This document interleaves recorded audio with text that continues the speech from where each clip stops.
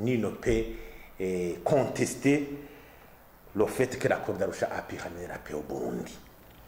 Son caractère inclusif, parce que tous les accords de cessez-le-feu qui ont suivi l'accord d'Arusha en font partie intégrante aujourd'hui. Ça veut dire que c'est un document qui a un caractère inclusif, sans oublier les acquis très importants comme un partage du pouvoir entre les communautés nationales fondé sur le génie d'une démocratie consensuelle qui permet de sauvegarder les intérêts de la majorité et de la minorité. Des cours de défense et de sécurité qui renforcent la stabilité, prévenant ainsi les actes de génocide et les coups d'État dans le sens d'un monopole du pouvoir par une seule composante ethnique. L'accord d'Arusha a permis de jeter les bases d'une bonne gouvernance universelle permettant de baliser à ce que les faiblesses humaines ne constituent pas une entrave à la bonne gouvernance.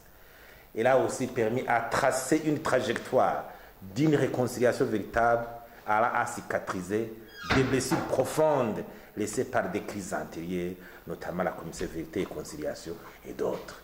Il est important alors que si le peuple burundais a partagé les moments douloureux de crise, il faut partager les moments aussi de paix et d'espérance, notamment pour la jeunesse. Cette date alors devrait avoir un caractère important dans la vie de notre nation parce que c'est à travers cet accord, c'est à travers ces acquis qu'on est parvenu à sauvegarder, à renforcer notre indépendance. Parce que vous savez, quand un pays est en crise interminable, son degré d'indépendance est souvent mis à rude épreuve. On le voit dans certains pays, notamment la Somalie et la Centrafrique.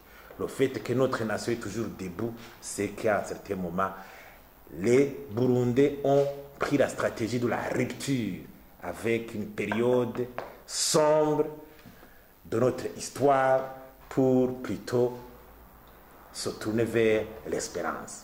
Notre jeunesse alors devrait partager cette espérance, savoir comment le Burundi a eu sa renaissance pour fonder une nation qui a l'espérance, qui a le socle sur lequel il peut fonder sa stabilité.